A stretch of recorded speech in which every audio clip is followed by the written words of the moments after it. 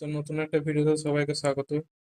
আজকে যে নোটিফিকেশনটা এসএসসি থেকে বার হয়েছে সেটা আমি বলছি। তো এই নোটিফিকেশনে দেখো কি বলা আছে যে multitasking non technical staff and havildar examination 2025।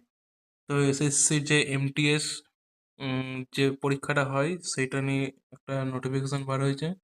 এখানে বলছে দেখো, the candidate may please refer to the প্যারা 12 of the notice of the multitasking non-technical staff and Havildar examination 2025 dated 26/06/2025 find which correction window multitasking staff and Havildar of examination তো সোজা কথায় মানে আসল কথা হচ্ছে যে এখানে যে মাল্টিটাস্কিং স্টাফের একটা যে নোটিফিকেশন বেরিয়েছিল 26/6/2025 তারিখে, সেই পরীক্ষারই তোমার যে ফর্ম ফিল আপ করেছিল, তো ফর্ম ফিল আপের যে অ্যাপ্লিকেশন উইন্ডো মানে কারেকশন যদি কারো কোনো ভুল থেকে থাকে, নাম বা নিজের অ্যাড্রেস বা আধার অথেন্টিকেশনে কোনো ভুল থেকে থাকে, সেক্ষেত্রে তোমরা কারেকশনটা করতে পারবে। কিন্তু ওই যে ডেটটা দিয়েছিল কারেকশনের, সেই ডেটটা এখন বর্তমানে চেঞ্জ হয়েছে।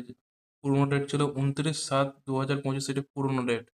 আর নতুন ডেট হচ্ছে 4/8/2025 থেকে 6/8/2025, অর্থাৎ উম, আগস্ট আগস্টের 4 তারিখ থেকে আগস্টের 6 তারিখ অবধি নতুন কারেকশনের ডেট যেটা সেটা দেওয়া হয়েছে। আর পুরনো পুরনো ডেট ছিল তোমার জুলাইয়ের 29 থেকে 31 অবধি। তো এই নোটিফিকেশনটা কবে বেরিয়েছে তোমরা দেখতেই পাচ্ছ, 29/7/2025, অর্থাৎ আজকেই বেরিয়েছে। তো এইটুকু ইনফরমেশন আজকের জন্য দেওয়া ছিল। পরবর্তী ভিডিওর জন্য অপেক্ষা করো আর চ্যানেলটাকে সাবস্ক্রাইব করে দিও।